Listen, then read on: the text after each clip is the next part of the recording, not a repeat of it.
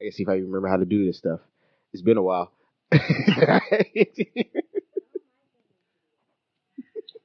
It has been like, hey, what's going on? I think what's the name of this show again?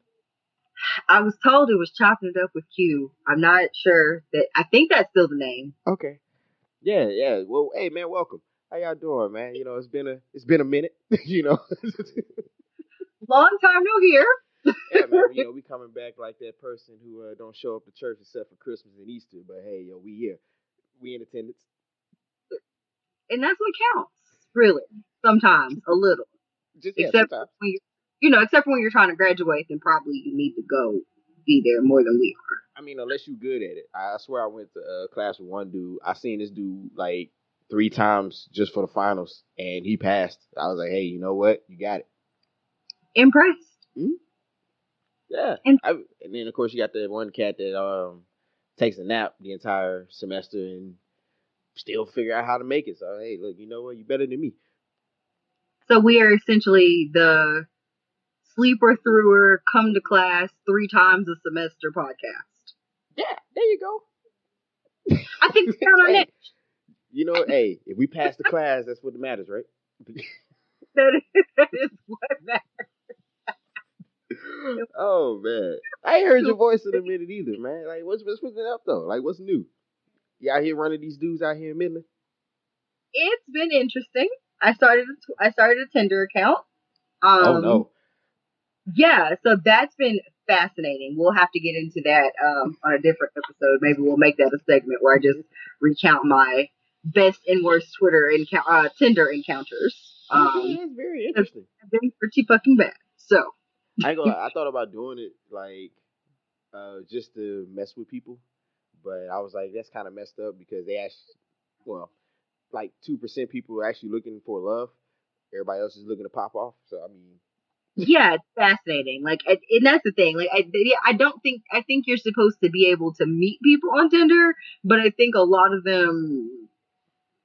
Yeah, I think they don't quite make it plain what they're after, and they think somebody has time to play games with them, for lack of better terms.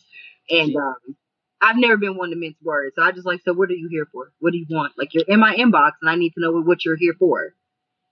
And don't lie, because I'll know if you lie. wait, but hold on, men? Are you telling me that men are lying to have sex with ladies?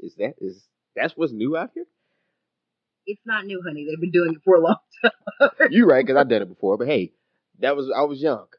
I had to play the They're still game. doing it, and they're young, old, in between. It's not mattering. Um, So you have to make it plain, like, hey, my nigga, look, just so you know, I know that you are lying, and I'm not going to have sex with you. So Damn. They see that. Hey, fellas, just stick with the Twitter and Facebook DMs like y'all used to, man. Hey, everybody's well, I catching mean, on. yeah, and my thing has always been right. You have if the idea is that everyone, if the vast majority of people are on Tinder looking for the same thing that these people are obviously looking for, then why are you in my inbox specifically? Like there should be if I'm in the 2%, that means there are 98% other people that you could be engaging that want what you want. Why are you in my face? Why are you dipping Because in my face? because we want those we can't have. That's just the human nature aspect. I mean, I think that is if people want what they want. And so once they fixate it, even if you're telling them, hey, I'm not interested, well, why not? Why aren't you interested? We could be friends. We can make this work. I just want to take you to dinner. And it's like, I get what you're saying, but I'm not interested. So please leave alone. See, all he heard was like, "Oh, I gotta try harder." Oh man, she out here playing hard to get. Shoot, let me go ahead and get on this hunt. In the year of our Lord 2019, I don't play hard to get with people. I've never in my black ass life played hard to get with somebody. You either want a person or you don't want a person. And I think that is the thing that frustrates me the most about dating is that I just need people to say what they mean and mean what they say. And for some reason that is difficult. People just won't say what it is that they want. And I'm like, no, you need to make it plain to me. What is it that you want? Why are we here? Do you feel anything for me that I feel like I don't want to sit here and be confused. Like my dad has always told me, you should never have to question or be confused about where you stand with somebody or how they feel about you. And if you are, then you probably don't need to be with that person or continue talking to them. I mean, it makes sense. I mean, how would you feel if you with somebody and you just unsure? if y'all on the up and up. Like that'd be kind of rough, especially if it's a long going relationship, and all of a sudden you find out that you just really don't know where y'all stand with each other. That's tough. I mean, well, that's how a lot of people get caught in these like perpetual situationships, right? They don't ever speak up and ask the questions that need to be asked. And so then they look up 5 years, 6 years, 7 years, 9 years, 10 years, and they haven't put the screws to this person or sat down and had the conversation to be like, hey, where are we going with this? Because now there's some stigma against, people always make it, oh, well, you shouldn't ask people what are we. No, at some point you need to ask people what you are, so you can make life decisions for yourself. People are like, oh, you just let it go till it go. You can listen. If you want to be a go with the flow kind of person, that is for you. And there are people out there that will also go with the flow with you. But I am not a go with the flow kind of person. So you're gonna have to come out and tell me something I wonder specific. though, because Move on. it's messed up because I know people are going to disagree with me, and that's fine. You got your own opinion of it, but it just seems like all the stories I've been hearing about this type of stuff. Oh hell, even in my life, hell, we've had our issues, but it seems like everyone's afraid to commit to something. Yeah, and it does seem that way. Like, and I don't know if maybe if social media has made it that way, or if people are just I, I don't know if or are people just like less, or more jaded about marriage or commitment in general. So now they feel like they don't have to. Like, I'm not sure what it is.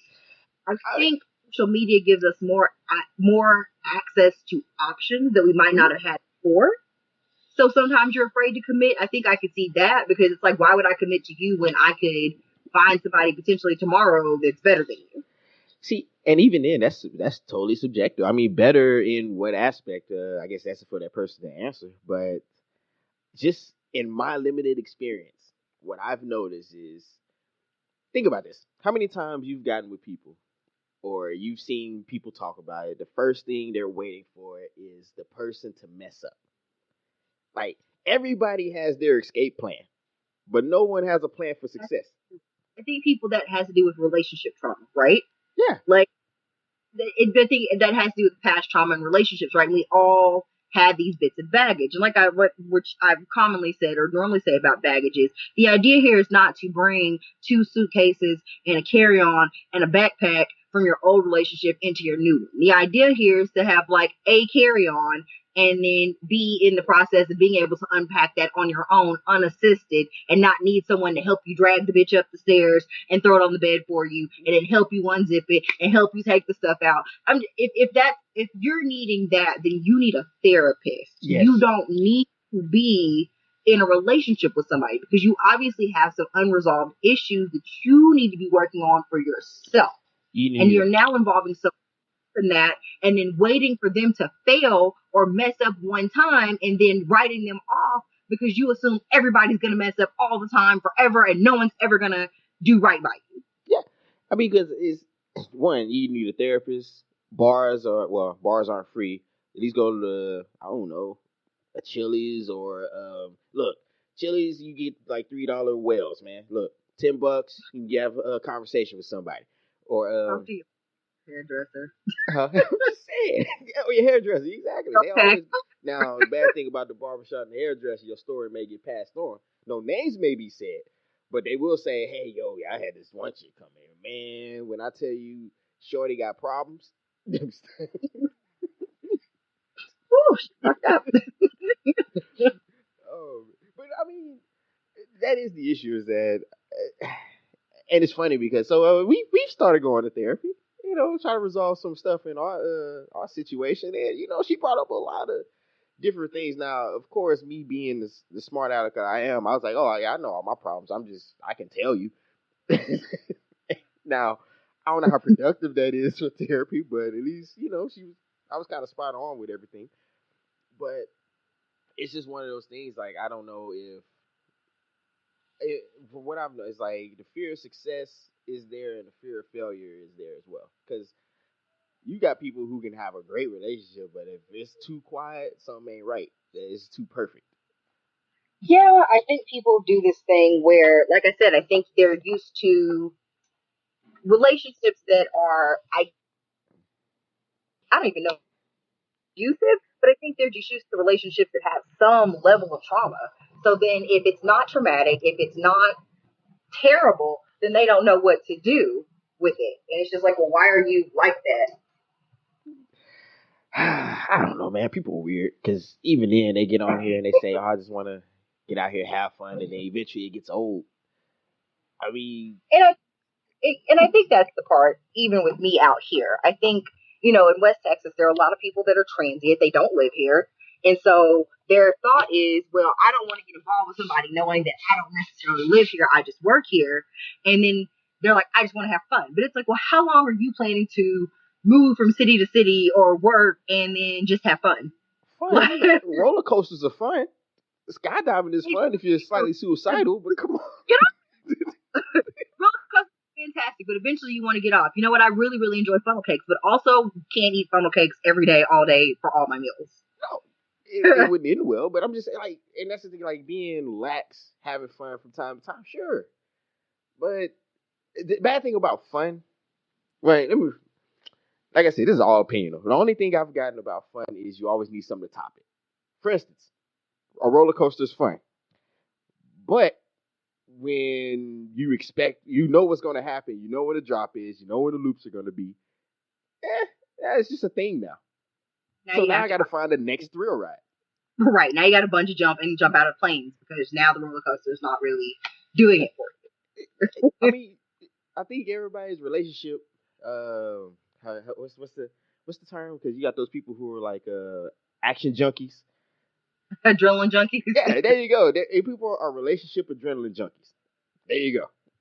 Yeah, like dating has to be an extreme sport for them. And if it's not an extreme sport and it's just them walking down the sidewalk enjoying a nice day, then their spidey senses start tingling, and for some reason that's not okay. See, I Now they was. have to find a way to self sabotage and mess up the nice thing in their life. Hey, look, I ain't gonna lie. Maybe I'm weird, or maybe I just grew up with a. I don't want to say old school people, but I like some predictability. I like to know, hey, look, when I come home, my house gonna be there. I'm just saying. I think that people I think there are some people that like spontaneity in their life. Like I will say there was this one guy who I briefly was saying. And anytime I would try to have the conversation, which is essentially what ended with us, is anytime I try to have the conversation with him about what are we or what is it that he's after, he was like, why can't you just enjoy the moment? I like to be spontaneous. Da, da, da. And it's like, okay, I understand you like to be spontaneous and you want to enjoy the moment, but the moment has gone. So you either gonna seize the moment in which we become something more than what we're doing, or just don't call me anymore. Yeah, we can. We if you want to be friends, let's just be friends. But as soon as you say that, and they realize what a friend is, then it's become a problem. Like, oh man, you different, you changed. Nah, we cool now.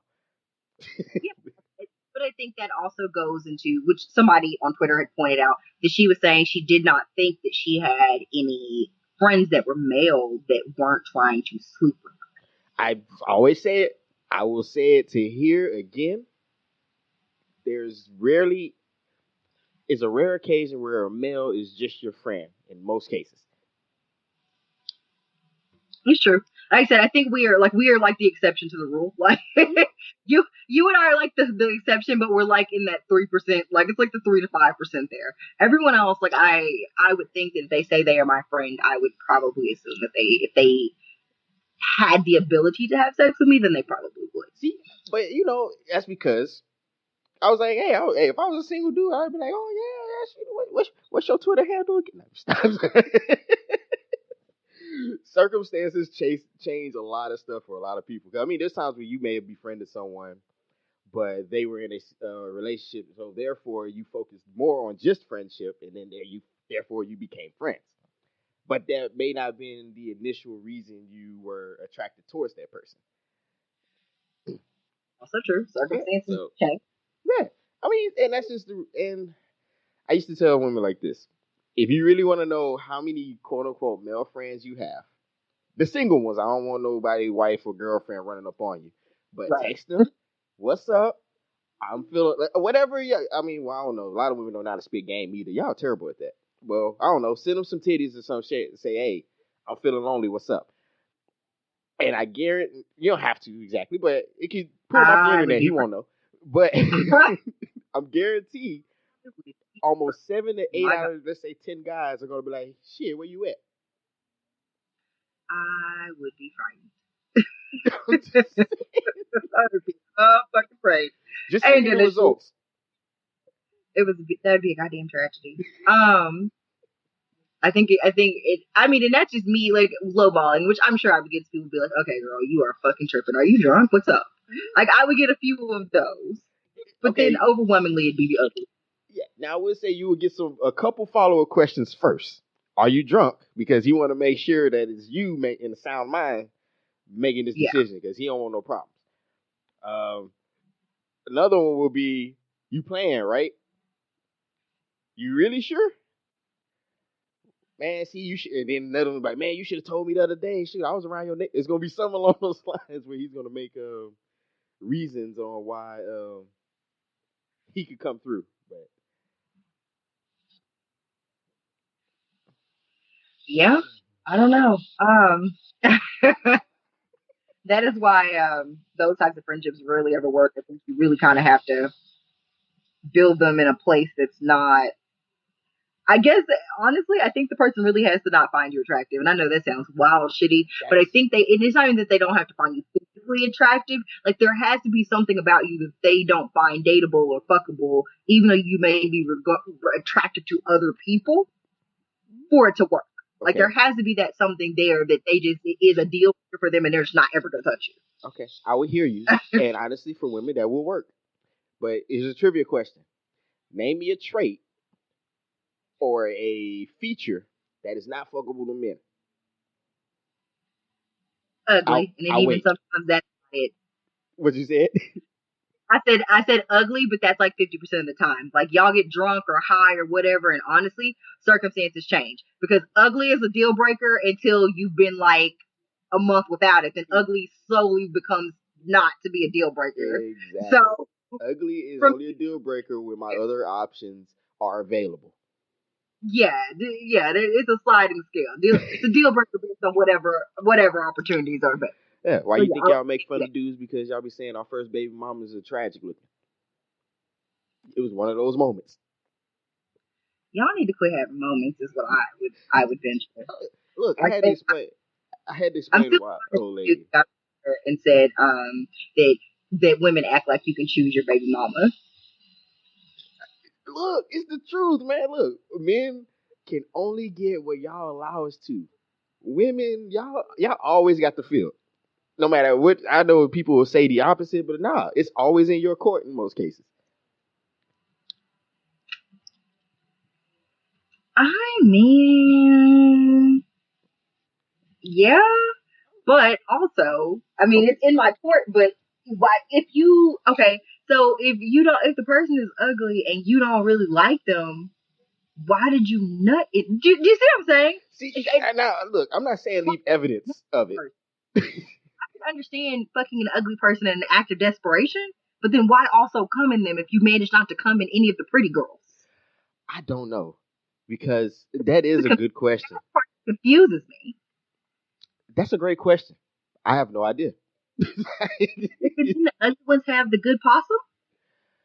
Look, I would say like this, not to offend anybody, but sometimes the ugly girls, sometimes the extremely big girls, sometimes the extremely skinny ones, all the ones on like the far end of H line, go hard. I'm just, That'll be just about enough of that today. Moving on, because I'm just saying, an ugly dude will probably love you more than anything as long as he hasn't got any status under his belt. oh no, the ugly one's starting to get to where now they want to do whatever too. So Yeah. that's out the window. Now Well, it's just everybody's out here dragging their emotional baggage around, being fucked up to each other, and that's it. Like it's no ugly, pretty, skinny. It's none of that. They just out here dragging their baggage around, slapping you in the face with it, and all you can do is just try to catch it and hope for the best. Honestly, oh man. Look, I commend anybody who's still in the dating game because dating is hard, Ugly. and you know it's one of those things I started realizing because like I said, we've been through our own drama, and you know there's times we be like, screw it. You go on about your business. I'm gonna do my own thing, and then you really sit there and think about it. You're like, do I really want to get out and deal with the same issues with somebody I don't know? Nope, you Because the don't. problems ain't gonna change. Nope, you don't want to. Speaking of people getting out there again and doing new shit for them, O.J. Simpson joined Twitter. Hey, Visa adopted granddaddy. No. Um, Wait, he got on and didn't he say something like, "Oh, y'all all been talking about me. I had no way to rebuttal it, so now I'm on here and I'm gonna give y'all the real truth." I'm yeah, paraphrasing.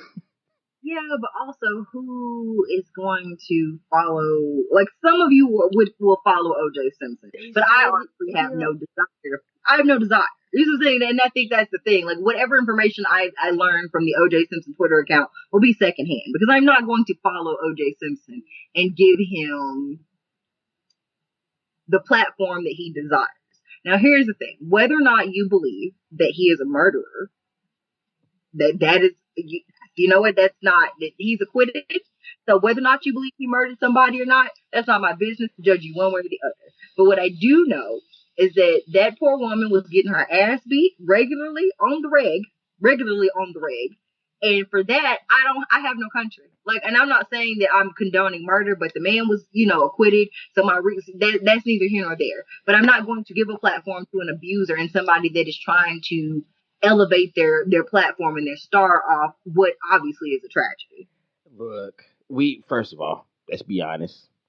He probably did, most likely, like almost 99.9% did, but Shit out of people. But due again, to the political climate, I get why people try to back him because that was when early '90s, Rodney King just happened, and then all of a sudden, this black superstar who really ain't want nothing to do with us is up for a murder trial of a white woman. And they like, oh nah, he ain't do that. well, he probably stabbed those white people and got away with it, and we're That's all aware that he probably did. But highly likely. but in retrospect, maybe now would not be a good time in today's climate to give him a platform and allow him to just say whatever on it. So there's that. So I'm trying to see because I read a report that said he already had like over 600,000 followers, but I was like, I gotta see this for myself. I'm sure he does because people are fucking crazy and they love, and I think we love to trash things, right? Like we did. It's like one of those. It's like I don't know who else's Twitter gets on my nerves. I'm just like, what is wrong? I can't even think right now.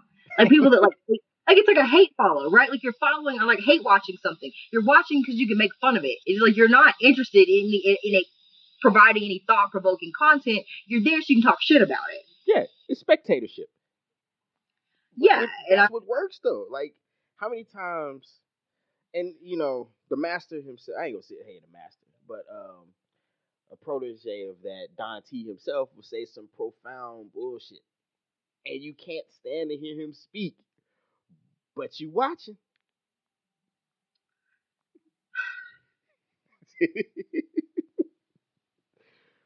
All my additionally, fighting Jerry Jones's fans, aka the Cowboys, how many people watch him just to see them lose?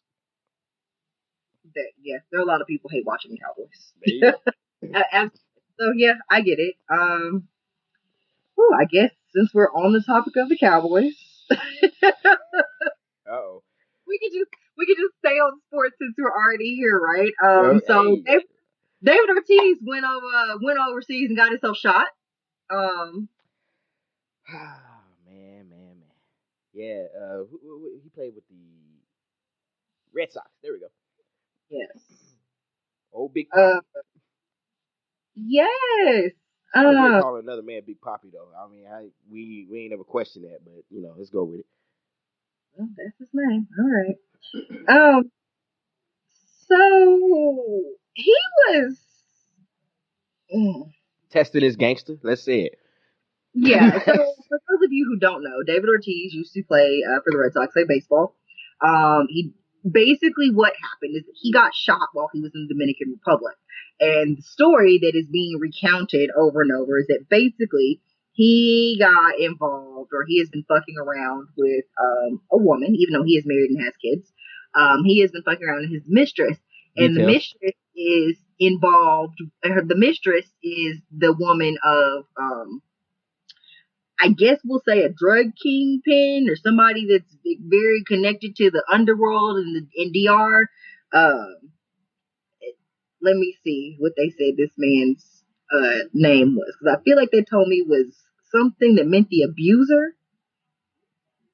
I think Oh, that's what El that Abusador, translates to.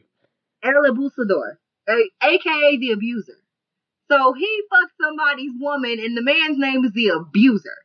So I don't even know what to do with that information. But apparently it's like his wife or his main woman or whatever. So he thought shit was sweet. He's over in the DR with no protection, no bodyguards, no nothing, and gets shot. Mm-mm. See, it's her fault. I know what happened. She enticed him with all her good lookingness and things that she said she'll do to him. That's what we're gonna go with. The abuser? The abuser. I can't even say it. Okay. If Alicia was fucking a nigga that called himself the abuser, are you going to get her, or are you letting her stay over there and that's a new nigga? Look, you know what? It's That's been her new real. It was nigga. fun. I ain't messing with no, Tommy the Pistols Johnson, or some groupies. He's the biggest drug kingpin in Dallas, and now Alicia live over there.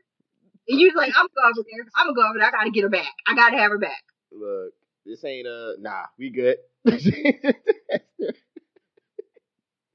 I mean, I think it's one of those situations. Let's just be honest. The male ego has gotten a lot of guys in a bunch of trouble, and I'm sure ego in general and pride. And just so you can test your gangster, you gonna still mess around with her. And she probably warned you, because I was like, some women are good at warning you, like, hey man, that nigga crazy. You don't need to really be around here. And that's what I tell people all the time. Not everything that you like or is good to you is good for you. And so sometimes you have to evaluate a situation and be like, that's all well and good and that's cute, girl, but you need to go home. You can't stay here. Matter of fact, quit texting me or calling me. Do you have some single friends I could talk to? Because you obviously are not going to be the person that I need to talk to, girl, because the abuser is out here abusing and I don't want to be abused. I mean, I would ask this. Like, is Edie, I don't know, love from below worth that? Getting shot? No, I would. Okay, so here's the thing. I don't know what a possum feels like because I don't have, I don't have a penis. So I don't know what that feels like to you specifically, to any of you. Wonderful. However, it's. Why you think we out here working so hard? We got to keep that access up. But go ahead. Okay, family feud. Wonderful. Describe adjectives. Give me an adjective to describe your wife's. Wonderful. Yep. Hey. Stupendous. Spectacular. I mean, how many other words we need to go? Play Mad Libs with it.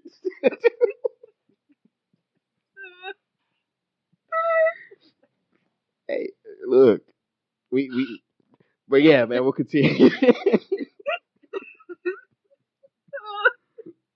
But I'm just saying, in my mind, I'm thinking of all the times I've had sex, but I just have not come across penis or a person that has made me want to risk death or injury for it. I always say I've never wanted to risk my life behind it, but I have made terrible decisions behind it. Yeah, but I think generally most people stop short of decisions that would get them murdered, right?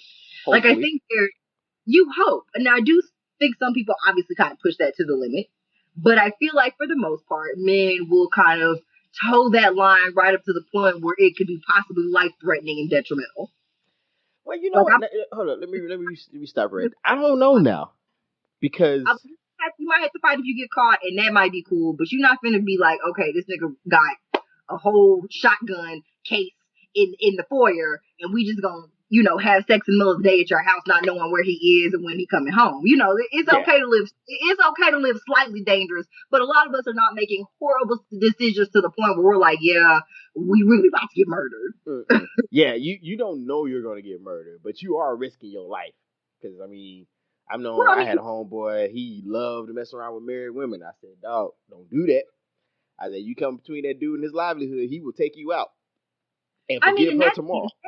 right? Like, and that's the insane part when you think about it, because a lot of times married men will cheat and their wives don't do that. Like, it doesn't escalate to that level of ego where they want to kill him and the partner, which it does happen, because I don't want to hear the well actuallys and sometimes and some people that y'all like to do. I understand that sometimes it does happen, crimes of passion, whatnot, but generally speaking, most of the time it is the reverse. When men find out their wives are cheating, where it's about to be a bang bang shoot 'em up and everybody in that bitch about to die. Yeah, I think Like, the only way it works in reverse is she gonna put some shit in his food. exactly. That's about it. But they is and they and then if that happens, at the very most, she's gonna murder him and try to collect the insurance money and go be with the person. She's not finna murder their kids too. Men, oh, what it is? Everybody got to go. Throw everybody out. Everybody gotta go. It's like, why damn, the gerbils and the parakeet too? Yeah, dog got to go too. Parakeet. And I'm gonna burn this house down. I need to get rid of the memories. Exactly. They kill their whole family annihilators is what they call them.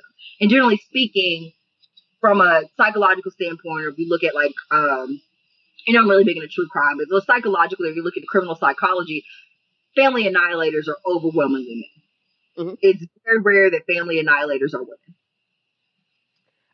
It kind of boils down to pride, because if it's a situation where your lady, and I'm not speaking in the possessive saying, I'm just kind of but if it's you're with someone and then you find out that you think you are right and everything is going well, and then you find out that ain't true, and then you catch it, especially if it's like at your house, because I'll put it like this: if she's doing that at your house, she really don't respect you. Like, that respect is like out the window.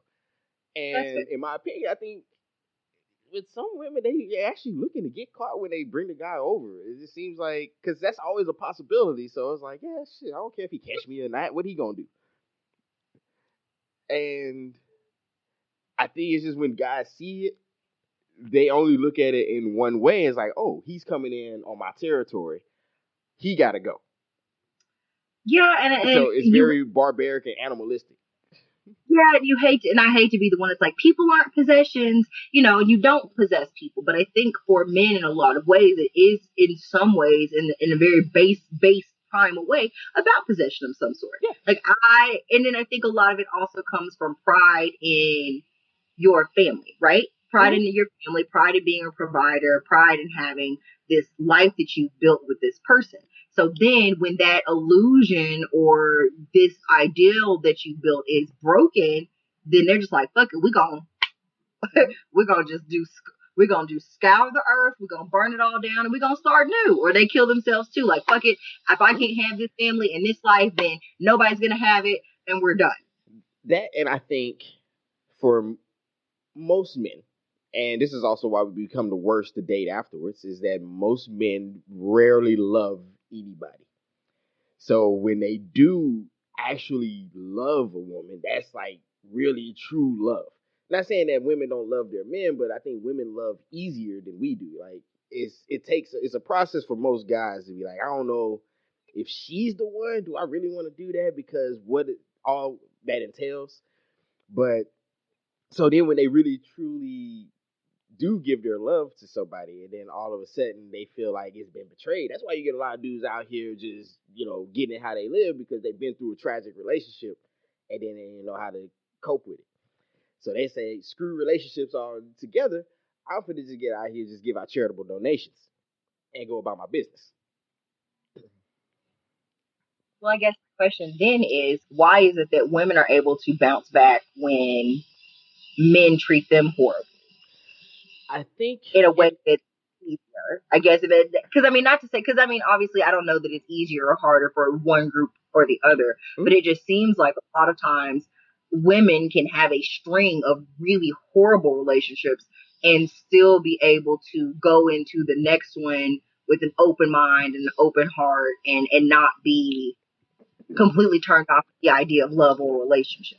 Well, I think in general, women are more optimistic than men in that aspect. So even if you feel like like yourself, you've been through a marriage and it probably wasn't, I don't know how it ended or anything like that, but you went through a marriage and you were like, okay, that was that, not married anymore, but I'm willing to be optimistic about the next person I may be involved with.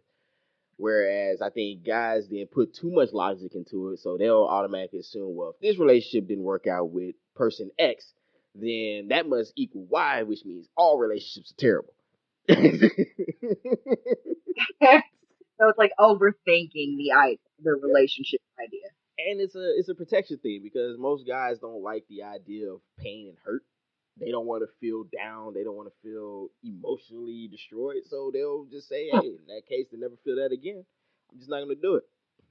Well, yeah, I mean, I guess if the idea is not feeling emotionally vulnerable and allowing yourself to feel emotionally wounded, a lot of it does fall back into this idea of not being able to be comfortable with outwardly emoting or feeling your feelings, I guess. Yeah. And so I Hey, man. tell people, like, whatever you're feeling at this moment, you are entitled to feel it. And I think that is always my thing, especially with my guy friends or people that I date. Whatever you're feeling right now, it is okay for you to feel it. I'm not going to judge you for it. I'm not going to be upset because you feel the way you feel, because you're entitled to that. And it's surprising how many times people don't hear that it's okay for them to feel how they feel. Yeah. And I guess that's man. Now I'm going into my therapy session because I remember I told her empathy is very hard for me, and because I told her like I look at things in zeros and ones, like okay, I know that's how you feel, but the information on you feeling that way doesn't connect. So, But I think that is the thing with a lot of people that are more logical thinkers. I would even say necessarily men versus women. I think that is something that a lot of people that think very much logically are not necessarily the super heart emotional type of people. They don't feel things in the same way that other people feel things. If we feel them, and I sympathize with you, but I do think empathy is the thing that people that are super logical struggle with, because we tend to overthink, because in our mind, whatever has happened for a reason. And if we can pinpoint this reason, then are you at fault or is somebody else at fault for your plight? And then if we decide that you are in fact at fault for whatever has happened to you, then it's like, well, how can I be empathetic when you did this to yourself?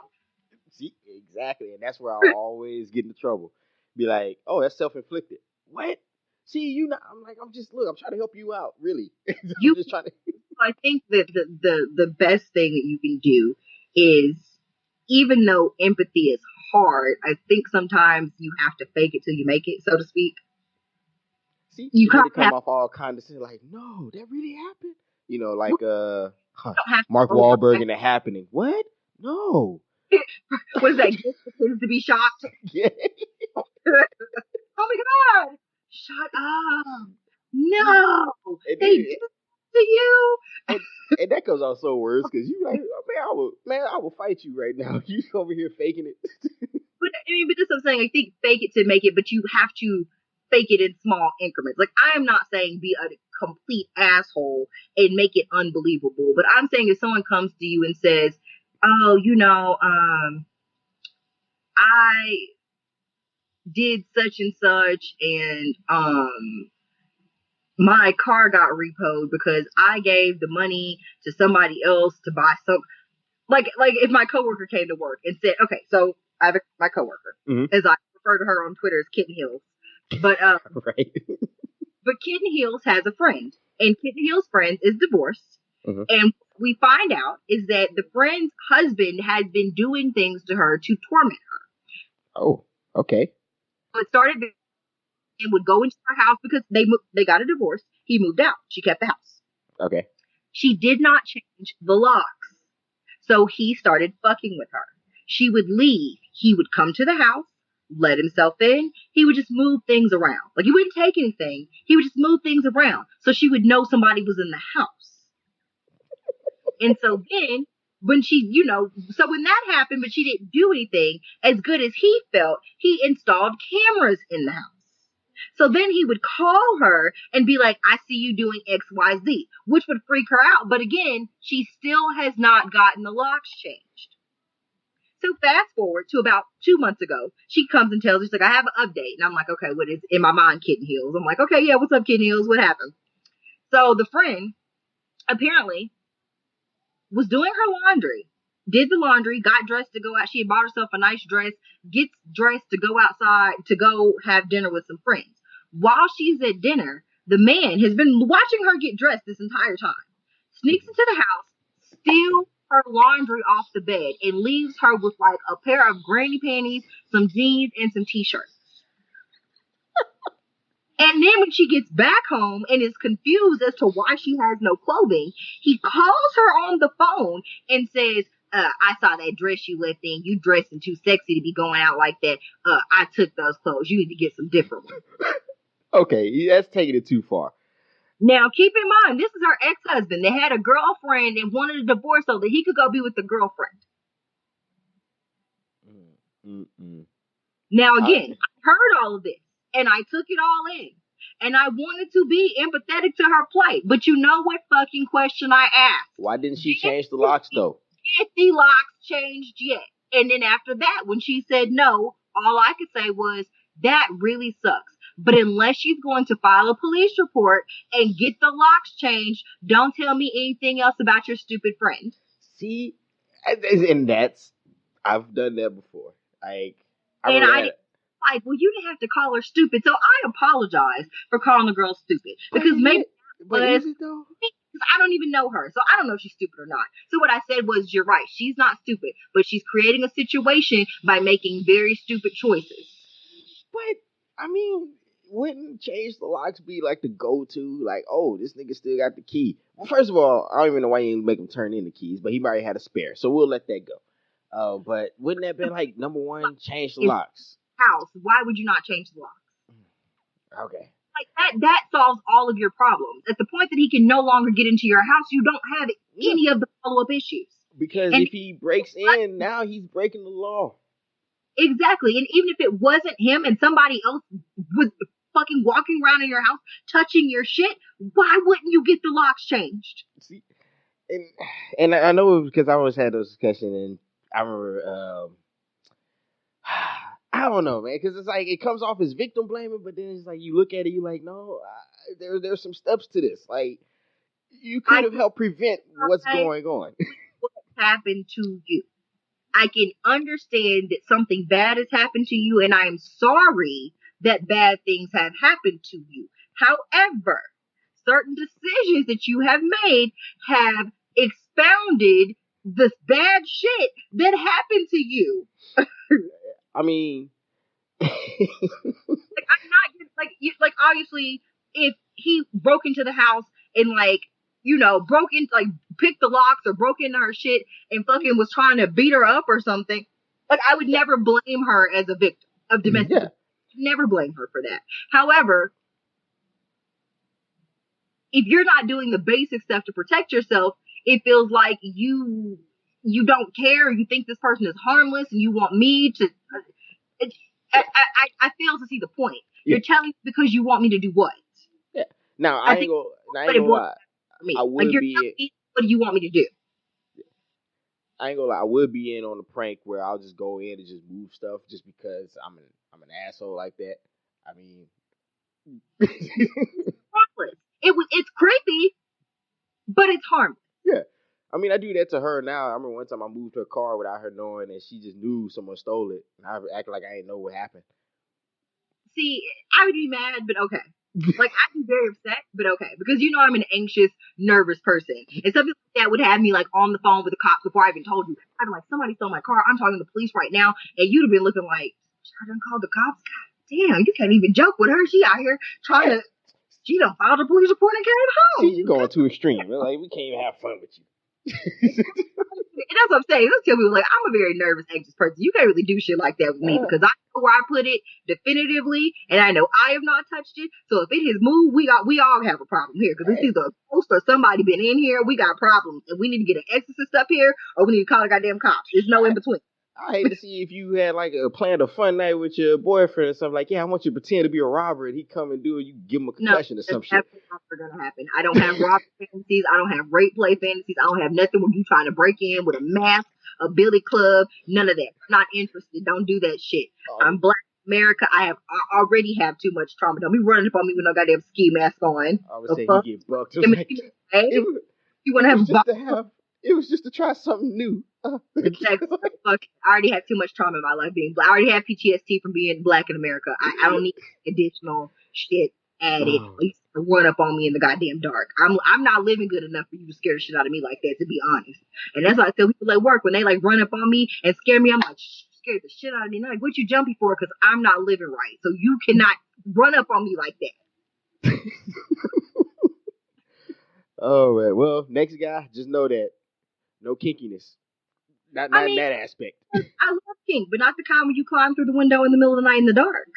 That'd be a lot of work though. Like if all of a sudden she'd be like, "Yeah, I want you to climb in." I was like, "You do know we stay on like a second floor though, right?" It does seem a bit busy for yeah. I think you can maybe modify that stuff. I don't know if that's for me. That seems like go into work mode. Like you do realize that's a hazard. You know, let's go ahead and put a score on this because I could fall and that's hard to explain. Workman's comp, but from home. I don't know what the imagine going to the hospital. What happened? My wife wanted to try something new, and it ain't work out. Well, sex-related injuries are pretty common. People go most people go to the hospital with sex-related injuries, so that's actually not uncommon. I know, but I couldn't be a doctor because I would definitely be wrong. I'm like, oh, word, G. That's terrible. Oh well, but I mean, other than that, that's what I forgot to say. So, in the time that we have been taking, I don't know, extended break. That's what we'll call it. I did get to see a lot of movies lately. Of course, I checked out Aladdin, and you know what? I've come to realize I think Aladdin and Scarface are roughly the same story.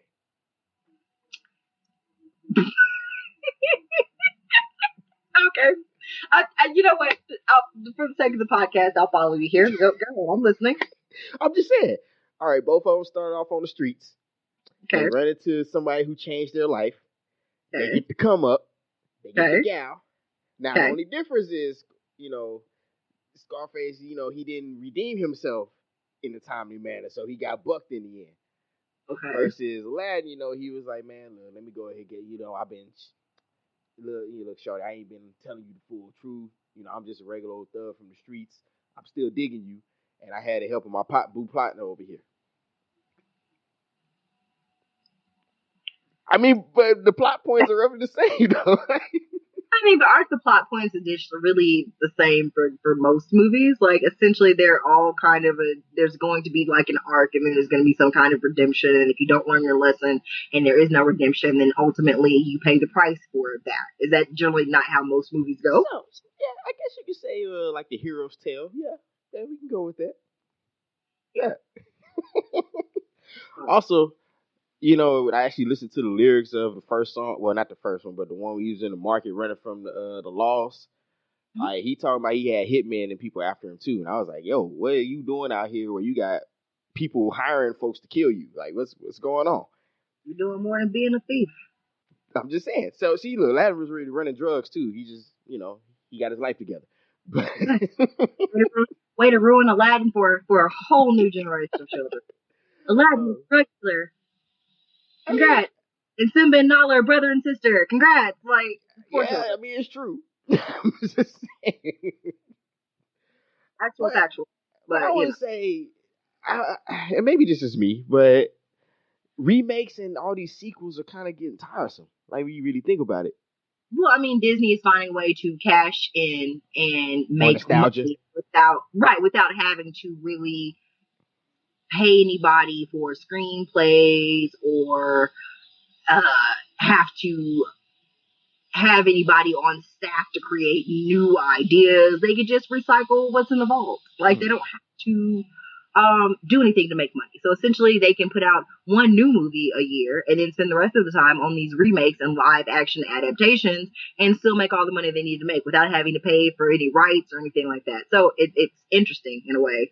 The way that they've been able to really capitalize and make money off the fact that motherfuckers just really miss their childhood. That's crazy. Like we can look, go on Amazon or eBay, buy all the stuff. Because that's one thing. Because everybody enjoyed it, but I was like, honestly, you could rewatch the cartoon and get the same feeling. Like nothing changed really, outside of one plot point. But that's about it. It's also fresh and new, and the idea is that people take their kids and you do these cool, and it's a chance to bond with your children, blah blah blah. So I mean, hey man, screw them kids. That wasn't their childhood. They need a new childhood. They are getting a new childhood because it's new to them. That don't count, man. In that case, re-show the movies in IMAX theater or something, and then they'll enjoy it. It's like going back to see Jurassic Park, even though it's on DVD and stuff like that. You'll go watch it in the theater. I go watch Rocky Horror Picture Show every year at Halloween, but I think it's just because it's like campy. That's a thing to do. Yeah, it's kind of like me watching Die Hard every Christmas. Yeah, it makes sense. It does make sense. Die Hard is the best Christmas movie, by the way, for any of you who wanted to know. Yeah, just exactly. because you were aware, But speaking of that, we probably gonna have even though it's not October, but they put all the Friday the 13th movies on Hulu, so we got to do a marathon of that. But well, I'm gonna come over because I'm scary, but that's a shame. How old is you? Too old to be afraid of that, but still afraid of it. But nah, I mean, the only other thing was like what I saw, the Men in Black 2, and it wasn't terrible, but it was one of those ones. It was like it was a movie. Have the allure as the first one, I guess. Yeah, well, I mean, I think it's hard to do certain films without the main person in it, like Will Smith, Missing from Men in Black, or Independence Day, or movies like that where he was like the guy. It's kind of hard to see now. It's like Terminator without Arnold. That's why they keep dragging his old ass back into him. Well, yeah, I mean, because I think it becomes like this iconic thing, right? And Men in Black was like this really funny, different movie at the time that it was made. And then, the chemistry between him and Tommy Lee Jones was just something that you can't really capture with anybody else. And so you make that movie about Men in Black, and it essentially feels without them like you're just making a movie about some other motherfuckers that also work there. It's like if you have it's like when you have a show that like has an ensemble cast and like they do those episodes and you're like, oh, it's a such and such episode. I don't want to watch that because it follows like the least interesting person on the entire fucking cast. Yeah. Like Family Guy would do episodes about Meg and everybody would be like, Meg. A Meg episode. It's like that. It's like literally that when they like the least interesting person on the show gets their own like story arc, and you're like, I don't give a flying bleep bleep bleep about any of this. That's true. I mean, that's how I kind of felt. It was like, oh, okay, this is after the other stuff. So, all right. Which I mean, like I said, the acting was good. It's just, I don't know, man. But I think the only other thing I go see, of course, when Chucky comes out, because they got my guy Mark Hamill in it, and Spider-Man when it comes out. So yeah. No, I'm not going to see that. I am going to check out Spider-Man though. I'm all right. That's what I'm gonna buy you a ticket. We're gonna go see Chucky. You gonna get past this? No, I'm not. No. But thank you so much. I appreciate that. You maybe take your children or somebody that, please take, my 7-year-old god baby. Oh no, that's why. Okay. We'll just do like, I'll say, yeah, we're going to see something else and you can ride with me. Nah, I ain't gonna do you like that. It's all okay. But, oh man, it's been fun. It's been, haven't got to talk to you in a minute, man. It's because I've been neglectful, but I'm gonna be better. I promise. Eventually, I keep saying that, but I'm probably lying again. But we're all be better. We just, sorry, man. Listen, we're already doing the best we can. Life gets in the way sometimes. Y'all don't understand. We need listen. And here's the thing. Okay, so I'm gonna say this because I don't want y'all to feel no kind of way. So I'm gonna go ahead and get this out the way. Listen, I get it. We enjoy recording. We enjoy being able to bring content to you guys. But life gets in the way. And I get that y'all are like, oh, well, you should be, consistent and that I have 6 jobs and 6 kids and a dog, and I get in the studio and record 4 episodes. Rawr! Like, and that's cool. Super content creators of the universe. And God bless you, because I admire you for being able to do that. But that is just not us. We're not getting paid. It's fun for us. We like creating content, but at the end of the day, the lives that we have, we kind of have to prioritize those. Like, we have to prioritize that first. And Yeah. so if that means we don't record for a month, then it just is what it is. It doesn't mean we love you any less. It doesn't mean we don't enjoy what we're doing. It doesn't mean that we're not serious about making the podcast better or good. But I mean, unfortunately, that's just what it is. It's just like, it's always, you have all these plans, and then all of a sudden, life is like, oh, you thought you had this plan for you? Yeah, watch this. So you end up having to take care of other stuff. So yeah, and that's what I'm saying. And so, I mean, I guess the moral of the story, what I'm saying is that we can understand that your favorite podcasters probably are consistent and show up every week and have content and never take a day off and record sick. And like I said, that is great for them, and we are glad they're able to do it. And I can admire that model for them. But at the end of the day, we are the people that we are. And for us, this is something that we enjoy doing, and we're not going to do it to the point that it is no longer enjoyable for us. We're just not going to. hey, I feel that. But we'll do what we can. That'll be it. Try to be better, but we're not gonna tell you that we're gonna churn out fucking 50 episodes in 2 months, and we're about to have a live show in fucking October. I'm not gonna tell you none of that. Like 50 episodes, 2 months. So ooh. Yeah, I'm just. That's one every day, huh? Almost. Let's just all manage our expectations here. Like, put an episode out, in a timely basis. For us, that's probably looking like 2 episodes a month, because Q is in grad school right now. And it may be that way for a bit, because I'm probably going to have back to school in the fall. So we get it. Some of y'all do homework at work and have time and whatever, but cool. Like, we'll figure it out. It's a learning and it's a growing process for us as people outside of this podcast. And we're trying to figure out the best way to juggle things. So we're just asking that you bear with us. We will get our shit together. We are just kind of in a growing phase. We're in a rebuilding year, so to speak. Yeah. Great PR from from our house speaker. You know who's not in a rebuilding year though? The Raptors. So yeah, they won. Oh man. Okay, first of all, I just knew the Raptors were gonna get swept. After they beat the Rockets, and then after they swept the Trailblazers, I was like, oh man, Warriors gonna run away with this. Mm-mm. Do you think? Okay, because here's what I've been hearing. People have been like, well, people were hurt. Obviously, KD didn't play. Clay was hurt as well, and so people were basically making the argument, oh, they won, but with an asterisk because Golden State wasn't healthy. It's all a part of the game. If you play in a game and your star players get hurt, you still lost. You just weren't up to 100%. That's part of the game, baby. Don't know what to tell you.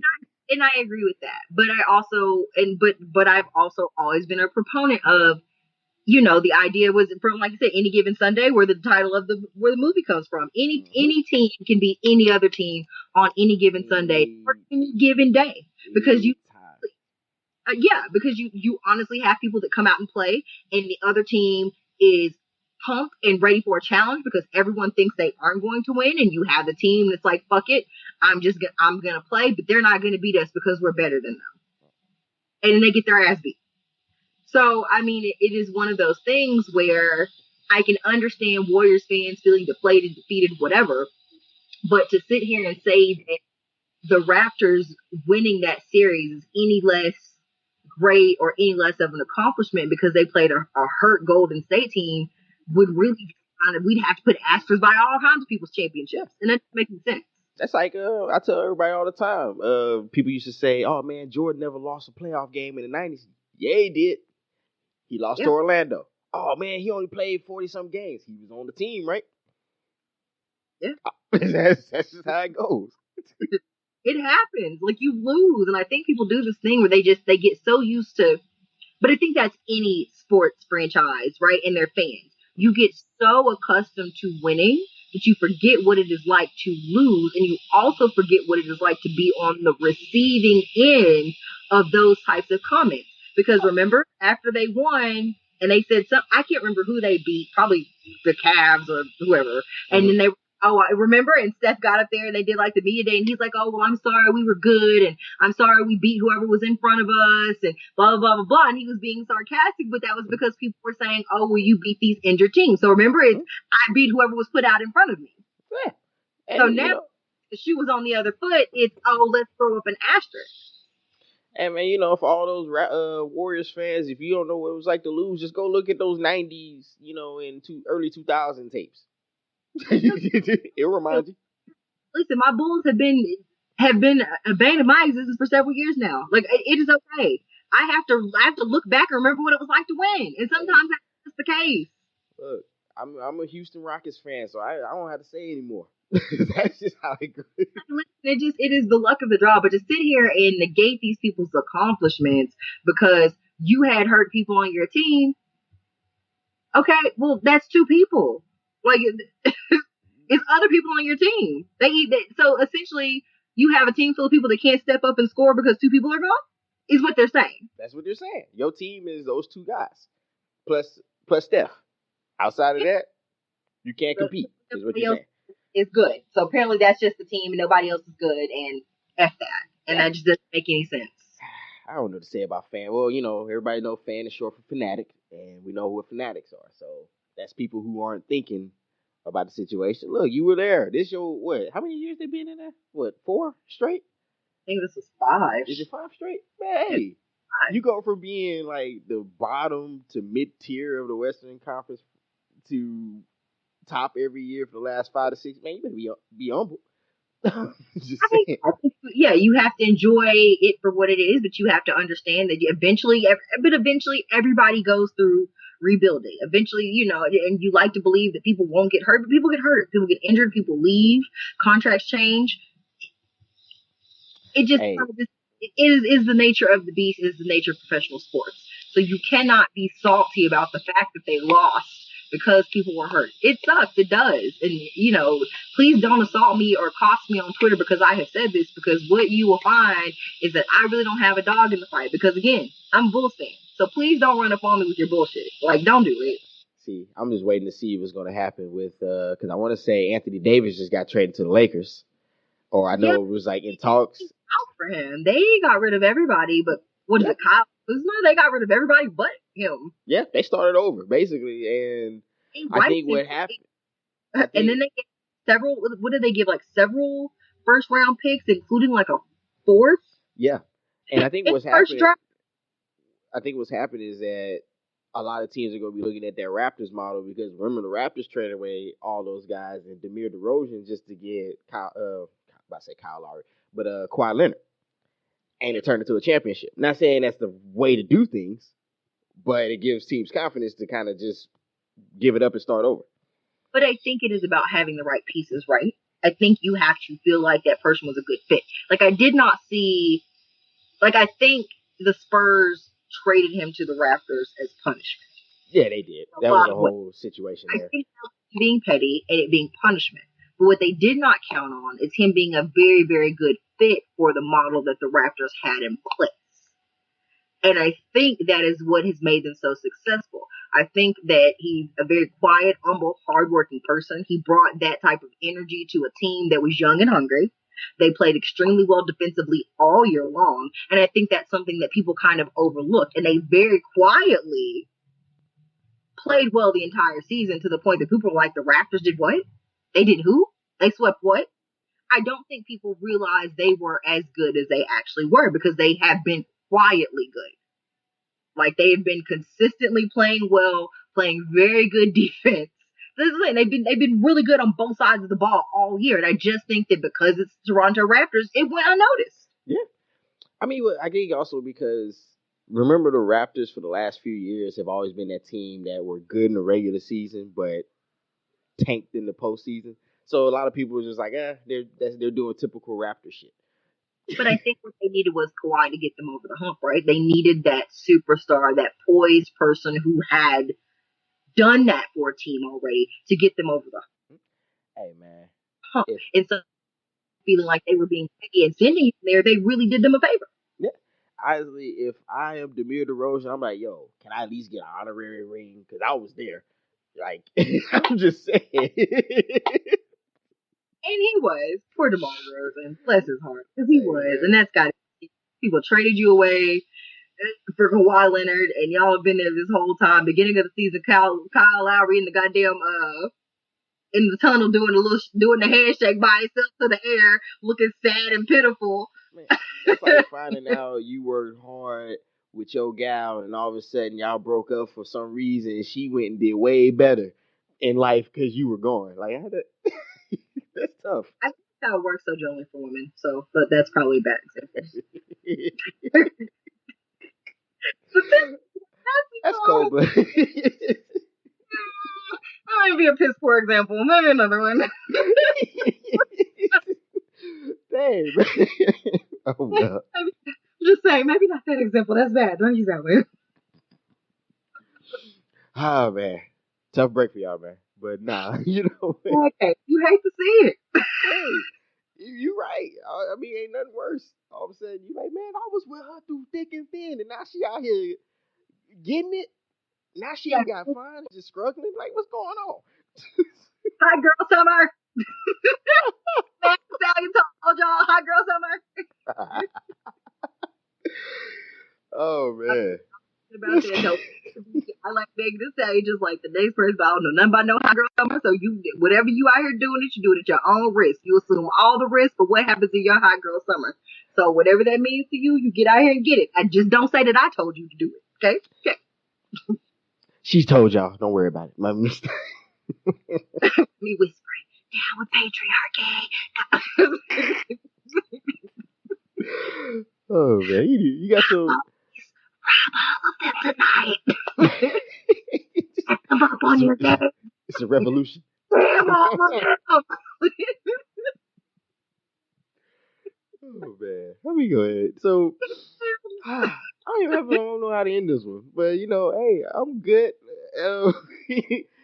Uh, church announcements. I know we at the end, but anything going on? Church announcements. Let's see. What do I got on the church announcement tip? Oh, well, I don't know if tickets are still up, but shout out Drinking Partners and event that's going on. I don't know if he's still selling tickets or not, or Yeah, I believe tickets are on sale through the 21st of this Friday. I believe the 20th okay, or the 21st. But I believe tickets are on sale through the end of this week, this Friday. If I'm not mistaken, they're $30. That is the summer solstice, which is being thrown by the Good Vibes Only tour, that crew that did the wonderful party last year. So that's going to be Geronimo from Drake and Partners, Avery from Soul of a Hustler. So they've gotten back together and they're throwing a very dope lawn party. I will be in attendance. A lot of the Dallas crew should be there. I know a few people are flying in. So again, those tickets are on sale until Friday, I believe. They are not selling tickets at the door at all, so you have to buy them before. So if you go to either of their pages or their IG, there should be a link there. Again, Summer Solstice. That is on Saturday, June 29th. It's in the evening. I think it maybe starts at 2 or 4. I'm not entirely sure. But there's flyers out. I will make sure that I tweet out another one at some point so that you guys can check it out before the week is over. Buy tickets. Podpalooza in Charlotte, that is in October. Pre-sale tickets, early bird tickets are over for that, but you can still buy tickets. That's being thrown by Empress Nick, who does Keep It 100 with Jackie. So if you're not watching them on IGTV, you should be there. That's really dope. They try to tackle just kind of interesting topics, love, relationships, from their perspective as, over 40 ladies that are out here getting it, being fine. So okay. shout out to them. Who else has anything coming up? July, Love, Lust, and Badass Soul. That would be CEO Hayes and AJ. So CJ and AJ, they are doing their little summer tour. They will be in Atlanta in July. July 27th is Saturday. Tickets are on sale for that event as well. I believe it's Cool and Deadly 3.0, this one, 3.0 or 4.0. But tickets are available I think I've covered everybody's events that are coming up in the next month or Okay. two. Um, Father's Day passed, so happy Father's Day to all of you fathers because that was yesterday. Happy Father's Day to you, Q. I Oh, sent I you a appreciate. card. Yeah, I appreciate. The on the team of whack pullout. That's I mean that's pretty much what it boils down to. I'll be sure to get you a mug that says that for you to take to work. Cool. Hey, you know what? I'll do it. They gonna be like, I don't know, all the way. What does that mean? Don't worry about it. Don't. But yeah, in celebration of all of you with the weakest pullout game, some of y'all is weaker than others because y'all got 6 kids. But I don't try to judge you. I just feel like maybe you want to try to tighten it up some. That's all. But it's cool. Shouts out to all of you. All of you fathers out there. So yeah, happy Father's Day belated to all of you. There were lots of June birthdays, so many that I in fact probably cannot recount them all. Happy birthday to Cliche from Dualistic Podcast because her birthday is today. Okay. While we were recording. And I know Fresco's from not Fresco Flaw. Flaw's birthday was yesterday from Podcast Brothers. And several of the others of you have had birthdays in the past little bit. My God, Chris from Shenanigans with Friends, her birthday was this month. Like y'all have had all kinds of birthdays in June. Y'all are all a bunch of Geminis, which I see why y'all are such dope creators, but I also see why you motherfuckers are all crazy. Hey. Hey, you do. You're just like less crazy because you're a May Gemini. So, like, the June Geminis are completely nuts. The May Geminis are less nuts. But it doesn't mean I don't love you all. You just all kind of motherfucking crazy. You know what? I'll let it slide. I don't think I have any other church announcements. Jesus loves you.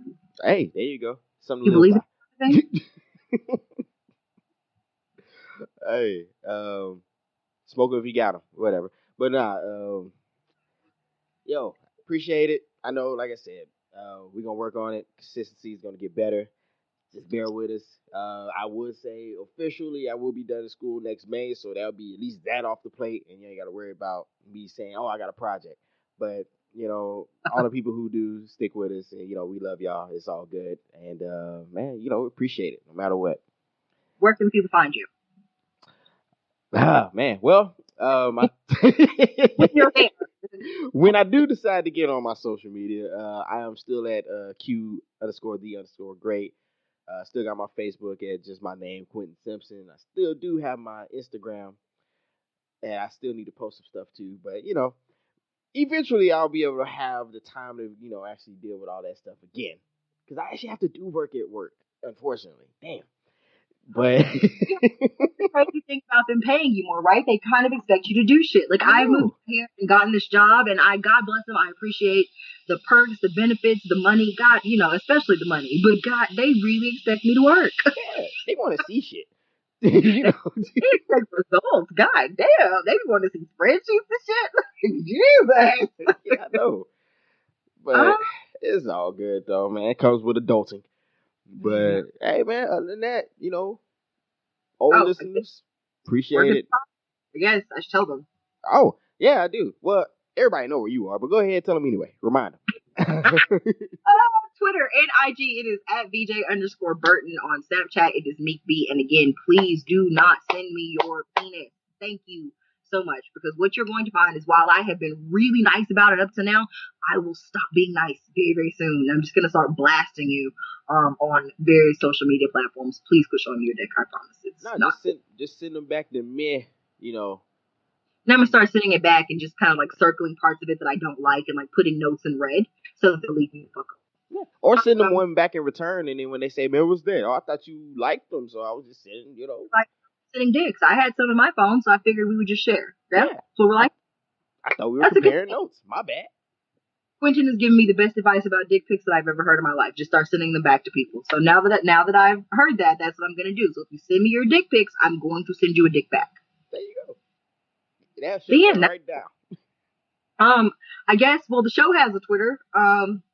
That sometimes I halfway ass tweet from. I'm gonna try to tweet from it more so y'all don't feel like I neglected you or don't love you. The show's Twitter is at chopping it up _pod. There is no G on chopping because we're not, whack. So We don't fully enunciate words here. We don't, yeah, we enunciate the words when we go to work, but when we get off from work, we don't enunciate the words. Oh man. See, I told you I didn't know what I was doing. Now I'll go ahead and do the outro. Now it's time. Now it's Okay. time. You got it. You got it. Wait, hold on. Where's my script? Hold up. Where's my paper? Yes, old listeners, we appreciate it. New listeners, welcome. Stop. Nah, man, for real though. Like we appreciate everything and all the love y'all get. Even though I've been neglectful as shit, that's my bad. I promise I'm going to therapy and I'm getting it better. I'm getting everything in order for y'all. You're getting it good. We're Yeah, working on yeah, exactly. But nah, man, other than that, man, I think we about. it. We are. Later.